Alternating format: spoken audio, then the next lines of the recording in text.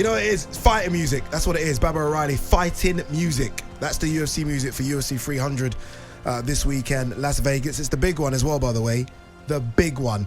Adam Catterall's there as well. Not jealous at all, in Vegas, enjoying the sunshine.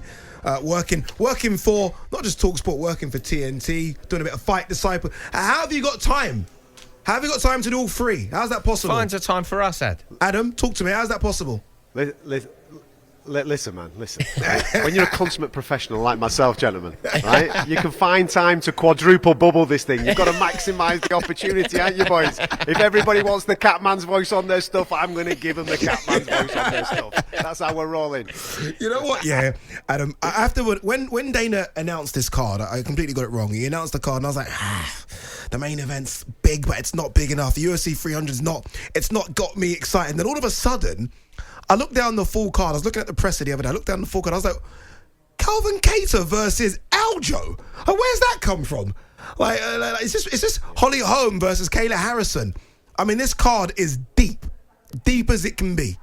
Mate, it's absolutely ridiculous. We've got 10 former world champions and 2 current world champions on it. Check this out for a stat, right? There's been 110 men and women in the history of the UFC to class themselves as a world champion over the 30-year period. 110.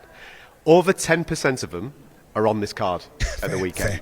That's how stacked and how deep this card is. It is absolutely ridiculous. Regarding what you said, listen, I was kind of in the same camp a little bit when obviously you got Alex Pereira versus Jamal Hill's going to be your main event. But imagine this, right? Imagine if they'd have announced the card and then announced Justin Gaethje versus Max Holloway last.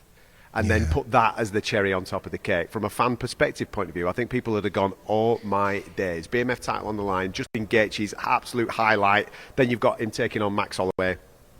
It is stacked from top to bottom, mate. Everybody I speak to, you go, which is your favourite fight? It takes them about 30 minutes to answer the blooming question, and they mention about 10 different fights as they're having that conversation.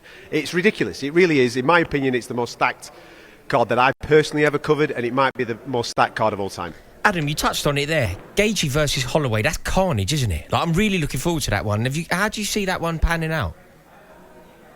Mate, you should come with a health certificate. You should not be allowed to watch that fight under a certain age, because it is going to be... honestly, imagine, this is the best way I can imagine it. It's going to be like watching 2 frogs in a blender. That's what it's going to be like, lads. It's going to be... There's going to be claret everywhere. They're high-octane fighters, loads of output. Both lads trust their chins in order to land what they're going to land. Personally, I'm probably edging slightly towards Justin Gaethje. The reason for that, I was lucky enough to watch him against Rafael Fiziev in London, and it wasn't just chaos. It was very intelligent chaos what he was doing that night. I think he's in his absolute prime, but... There's something about Max Holloway this week. This time, stepping up to 155 pounds, he's had a longer period of time to acclimatise to it. When he did it against Dustin Poirier, it was a last-minute type thing. He was stepping in as a last-minute opponent, and he still gave a great account of himself. He just came up short. I wouldn't be surprised if Max won, not at all whatsoever. I just think Justin Gaethje is just on this crest right now. But what I will say, Rory, is that it's guaranteed a bonus, mate. You're going to be glued to it. Like it might, in fact, it's a fight that might even give you nightmares after it, mate. You know what I mean? So don't be eating cheese or anything like that before you go to bed, pal, because it'll keep you up.